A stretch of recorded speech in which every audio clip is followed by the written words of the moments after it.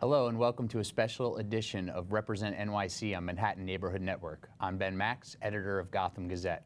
I have two experts here with me today to discuss the year in review in politics and to look ahead to 2017.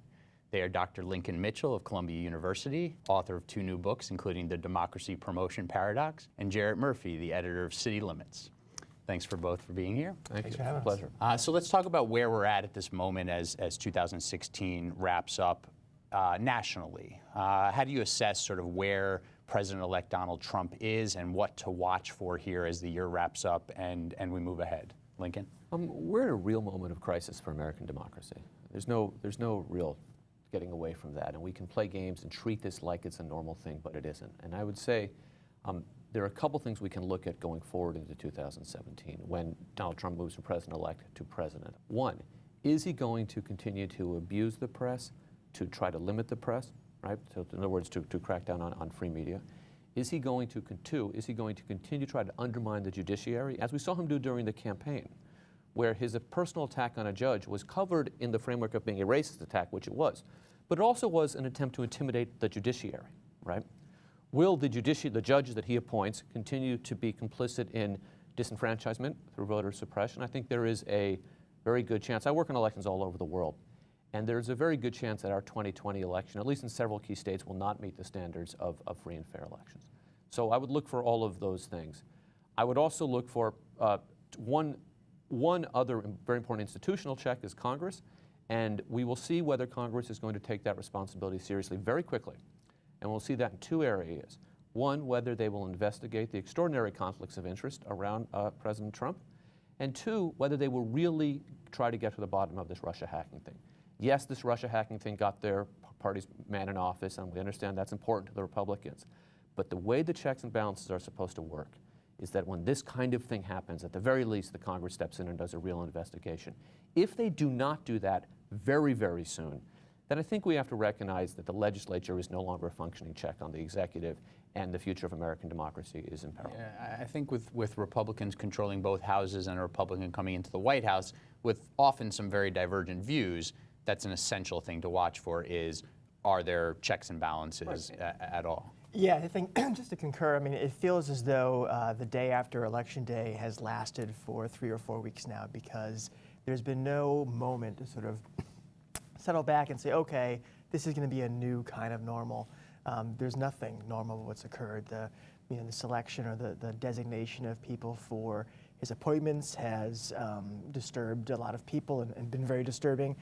And obviously the revelations about Russian hacking and the president-elect's response to the intelligence community on a lot of levels has been, I think, unprecedented and disturbing. Not just rejecting the CIA's findings about the origins of the hacking, but saying that he's not going to read the brief every day. And it is interesting to see, I think, on the congressional end, that it does seem that as it was confirmed that there was a foreign influence on the election of some sort, there was a bipartisan push in Congress to investigate that.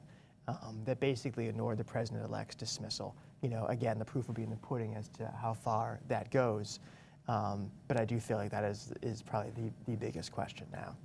I think we've started off on the right foot, which is that we have to talk sort of globally about the democracy and the health of the democracy in this country, and there's very dangerous warning signs coming from the president-elect, which started during the campaign about undermining key democratic institutions, and it is up to Congress to be a check on that as well as the judiciary. He's going to get to name a Supreme Court justice, at least one initially. So those are absolutely key things to watch. So what has to happen? You said Congress has to step up and be a check. What else? What else has to happen here to protect American democracy? Well, the other piece that I didn't really talk about is that we have a federalist system, right? And for many years, federalism was always one of those cards the right played, because states' rights was kind of code word for maybe keeping segregation in place in large chunks of our country. But the strength of our federalist system will also be tested here. I expect Donald Trump to try to undermine state and local governments who will stand up to his policies. And one very interesting example, which is of course very important for New Yorkers, is that the decision by the Trump family that Melania and Barron Trump would stay here in New York at considerable expense to the taxpayers in New York has been framed largely as a Trump family decision, which of course, I mean, I don't know their family, they may do it, they understand that, right? Or just an unfortunate expense for New York City. This is an effort to weaken a political figure who is inclined to stand up to Donald Trump. It is to make Bill de Blasio weaker, right? Because you're taking $350 million that the city of New York no longer can do what it wants to do and has to do this. So I think that we have to look at that in the context of trying to undermine our federalism, because our political power is dispersed in the United States. So that's another thing to look at. What will powerful governors do? What will powerful mayors do? What will, Eric Lee, Bill de Blasio, Mayor Garcetti, Jerry Brown, Andrew Cuomo? These are all important people in this as well, and that's another place to look. The other place to look here is that the well to which, I mean, every president has their kind of signature way of getting support, right? For Barack Obama, no matter what the problem was, at the end of the day, his appeal was, we have to come together, right?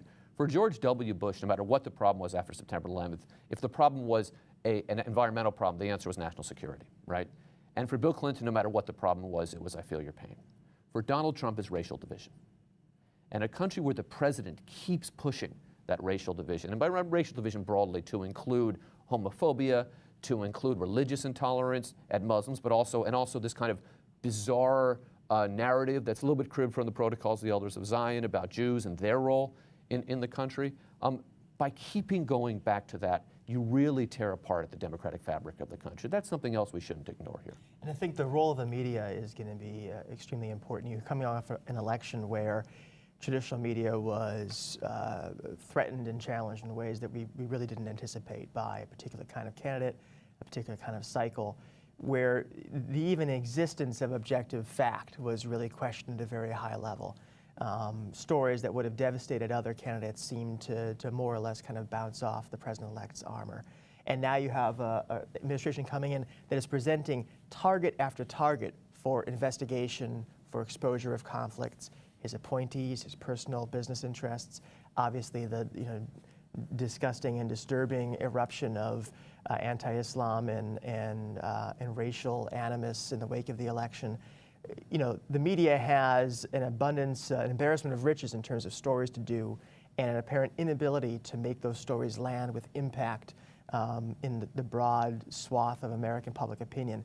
Solving that and figuring out a way to solve that quickly so that the media can perform its duty of keeping this government accountable is absolutely critical.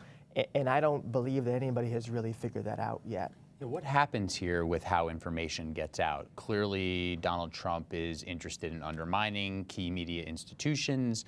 Other media institutions have not covered themselves in glory throughout the campaign and even since. And there's a whole other side of the media that has been promoting Donald Trump, not to mention sort of the fake news, stuff that's been coming from all over the globe. That sort of as a separate category, although it leaks in. What's going to happen here with information, and what do we have to watch for? I think this is a bigger picture question, but it's an extremely important one. And I would say this: let's say that 30, 50,000 voters had changed here and there, and Hillary Clinton had won this election. We'd still have to have this conversation, right?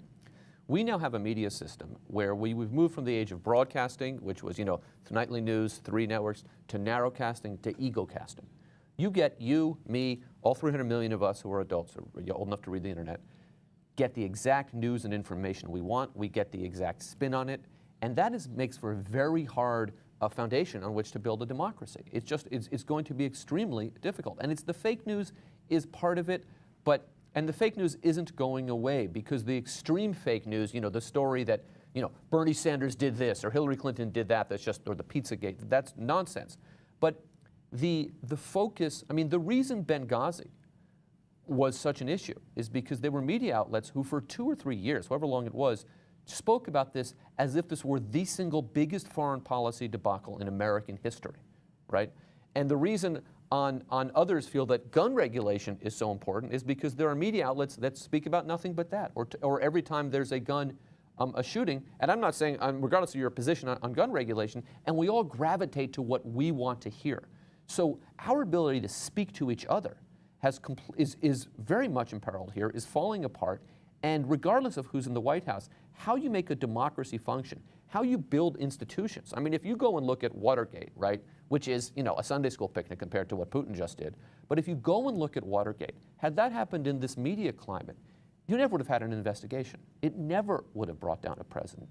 Nothing can bring down a president when I didn't say nothing, but almost nothing, when 40% of the people are getting their media essentially from exactly what that president wants them to. The only way this could change is if Donald Trump does something that infuriates that 40% that he can't hide, but that's unlikely because he ran on this kind of fake populism. He's not even in office yet and everyone knows it's fake, right? If the economic issues were important, were really what drove the Trump voters, he'd be in trouble right now. What we're seeing is that it's not.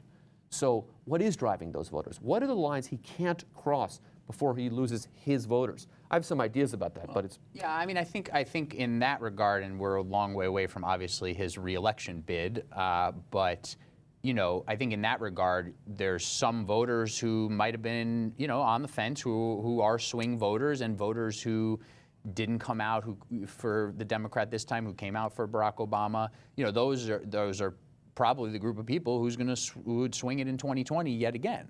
But who not enough to bring down a president prematurely. I think, you know, and this probably goes to that point, is that the thing for people to remember is that the president-elect and his allies, they win the nonsense game even if they lose it.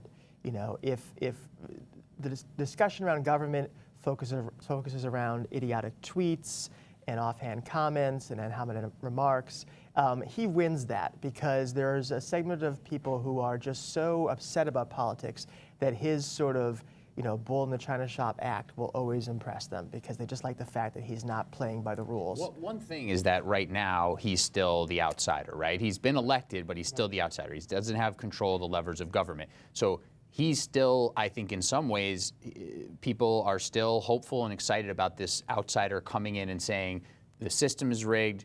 You know, both sides have been beholden to moneyed interest, and we're going to come in and shake things up. And if you cover this administration following the bouncing ball, following his remarks, he'll be able to continue that narrative, you know, because he'll say ridiculous things that seem to sort of attack the establishment. But if you focus on what is actually done on the policy level, I think you might be able to get to some of the folks that voted for him out of real economic angst. And explain to them exactly what's really happening. You know, if you are distracted by the things he says and focus your attention on that, I don't think you get to a point where you really change the dynamics that we've been talking about people living in these different sort of ideological buckets. I think it's if you avoid that distraction, don't let him sort of run the table, and do your reporting and your coverage of his administration focused on what is actually happening at EPA, USDA, and all the agencies, voting rights, all of that. And the partisan side of this is that the Democrats effectively don't matter for the next 2 years. And the Senate looks very bad for the Democrats in the 2018 election because they have to defend 25 seats, right? So this is a the hope here has to be on a handful of Republicans who have said, you know, who spent their careers, and I'm thinking of some of the older guys, like John McCain comes to mind. I think Rand Paul, who's not older, but who sees his future in a different direction, who have said over and over that these things are important. If you think that a foreign policy that pushes back against Russia is important, forgetting that if you think that maybe we should have our own sovereign elections without foreign interference is important, this is the time for those Republicans to speak up. And there's not a lot of them, but they're the ones here who really can make a difference. The rest of us, all the great reporting, I mean, the Times after a fashion began to report this stuff fine. I mean, you know, if you look at Rex Tillerson, right, the Secretary of State nominee, what's one of the more interesting things about the coverage of this is that it's been wrapped up in the Putin hacker, his relationship with Putin, all of which is cause for concern. But if you want to focus on policy, right, there's two policy questions here. Had Putin not hacked this election, right, had that never happened, we might have had a different Russia policy. And I think that's something we should be able to debate, right? But the other issue that Tillerson has really put his fingerprints on as a businessman is climate change, right? And there's been very little discussion because of Trump, the kind of, hey, look over thereism, which is dominated, which is how Trump approaches the world, that this is a guy who has really put resources behind institutionalized climate change denial. So you just hit on something you both did about actual policy and about nominees. I still don't have a great feel for what the president-elect really believes in a variety of areas. I have some sense of certain things that it seems like, right, and he's sort of shown that and admitted that in some ways. So the question is, he seems fairly open-minded on a variety of things. He seems very influenceable about, you know, open to influence from the last person he talked with. His interview, at the New York Times is very different than his campaign rallies, and he's shown himself to be a deal maker and a pleaser and a salesman, right? But he's nominating people to these key positions. The question is this: do they come in and implement what their track record shows and what they seem to believe in, or is it the president's policies that will be get carried out? And I know it can vary under different presidents, but I feel like the question is particularly pertinent to someone we just don't know about. If you go by the book that we had on him during the campaign, this is not a president that is going to focus in a day-to-day, top-down, micromanagerial way on what his agencies do. Every president makes some decision where they're going to be on the spectrum between micromanaging and looking at the big picture and delegating. Every president does that. Every president has their priorities, and Trump has his. But I think for the most part, these people are being brought in to implement their vision. That's my picture of it. And they will. I don't believe that his personality is such that he's going to be keeping close tabs on them. He doesn't have the policy knowledge or fluency.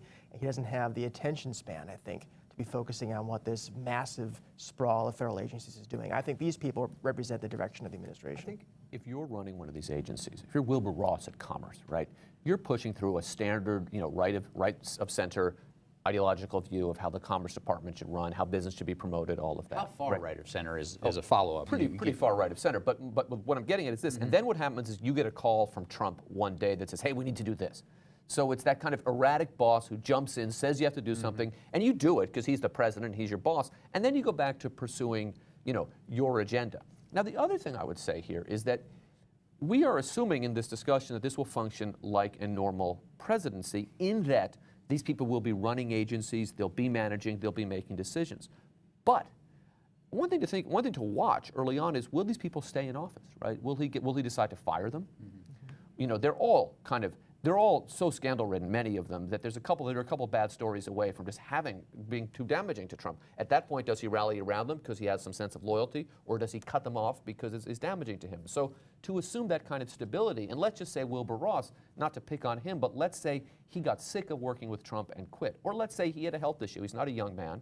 The next person could be a socialist. I mean, there's just because it's just a matter of who kind of got Trump's attention at that time. Or said nice things about him, right, exactly. Right. So, and what you just got at there is the potential for many tests of Congress, right? I also want to jump in and follow something else here. Even in the course of this conversation, right, we are struggling to come up with the language in which to discuss this in the following way. The real issue here is not my perception of how right of center Wilbur Ross will be, or how quickly Betsy DeVos will move towards charter schools and that kind of thing.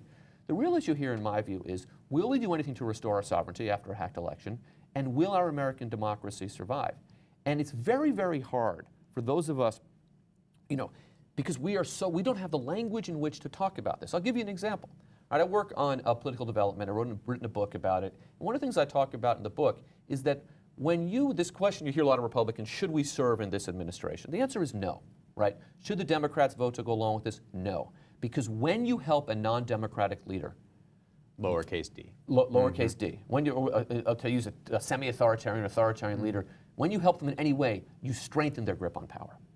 And in my view, there is a very strong danger to American democracy from having Trump in power, right? Now, Mike Pence, if Trump were to not be president, Mike Pence becomes president, tomorrow or something, would make George W. Bush look like Bernie Sanders in terms of his ideological views. But and look, the Democrats lost that election. If you're a Democrat and you're upset about, having anti-choice justices on the court or climate change deniers, blame Hillary Clinton, blame whoever you want, but they lost the election. So a right-wing presidency from a Mike Pence is something we'd have to live with, but it would not be the existential threat to democracy. And as long as Donald Trump, who ran on the platform of limiting American democracy, of rolling back in democracy, conspired, or was supported by, I want to say conspired, but was supported by the man who has been the leading advocate, the leading promoter of authoritarianism in the world, right? When Donald Trump, with that pedigree, comes into office, it is a threat to our democracy. And if we take our eyes off the ball, we are in big trouble. But it's very hard to keep our eyes on the ball, because in 200 years and all of our lifetimes, This has never been an issue in the United States. People are this not way. familiar with We don't this, have the and language. this was a campaign in some ways that rattled so many cages, including people who that type of language and that type of philosophy and those sort of promises spoke to, Yeah. which is very troubling. Okay, we have some things we're going to watch for on the federal level. We mentioned that in New York State and New York City, there's going to be a potentially large tussle with the federal government, depending on what those policies wind up looking like, which we don't know what they will look like. What's going to happen closer to home here? What are we looking at in New York State in 2017? Can we set the table a little bit? I suspect that whatever the administration does, Governor Cuomo will position himself as an opponent of it, and I think there'll be plenty of fodder for that, because one of the effects of this election is to basically raise the question of where is the Democratic bench, and he is a person whose name has been mentioned for years as a potential person interested in running for the highest office in the country. And at this point, because there's just no one else really stepping up, he's obviously a name that's going to be mentioned in that context again.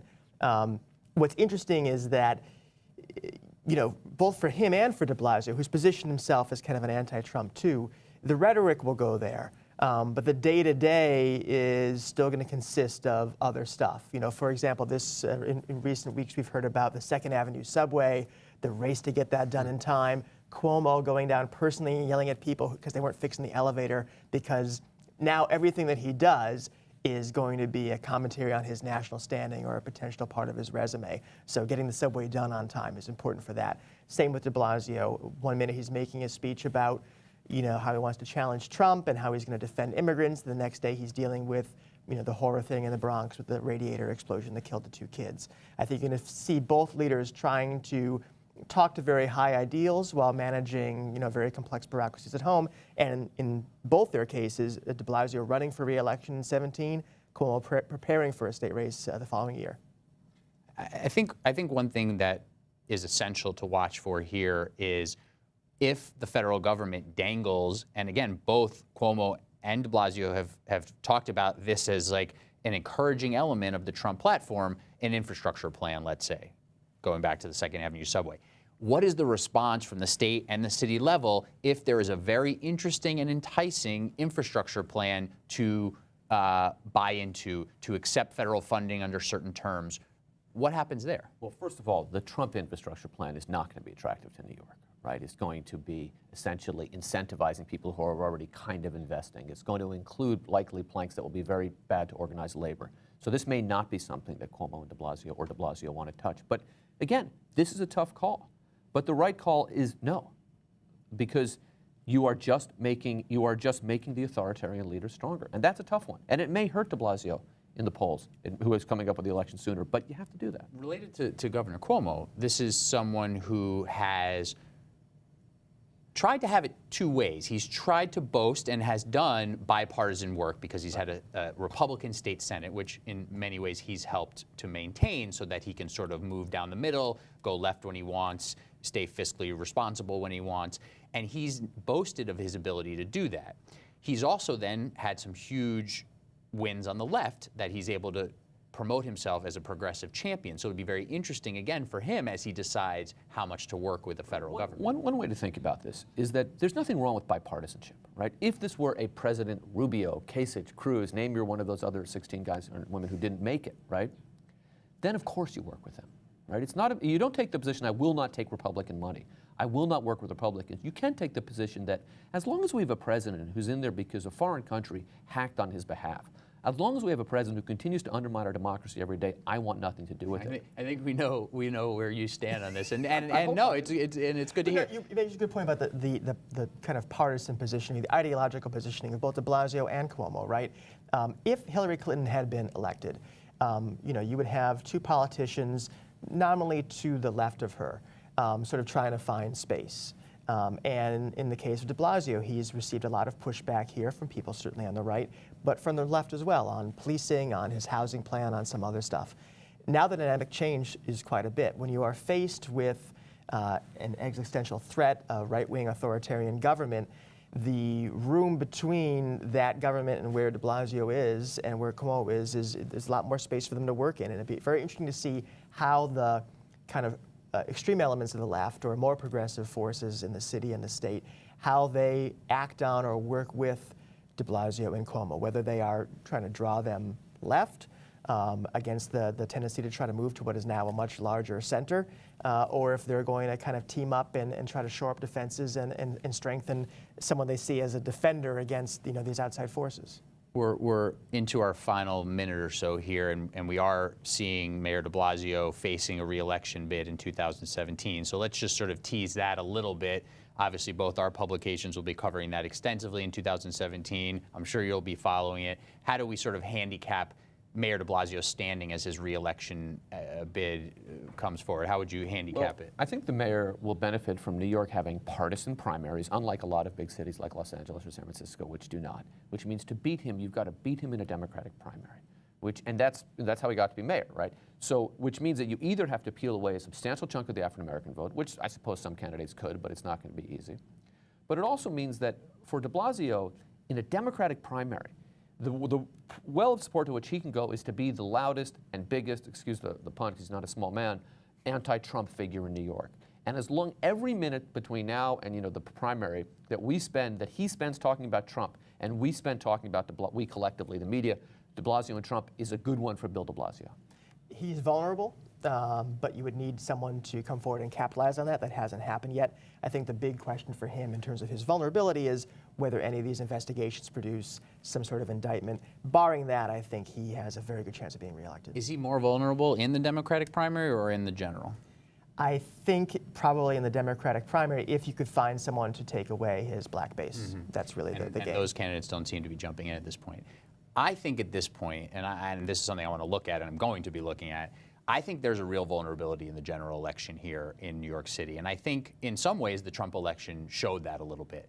The poll numbers for de Blasio among white voters in New York, and that's total voters, not Democratic primary, are bad.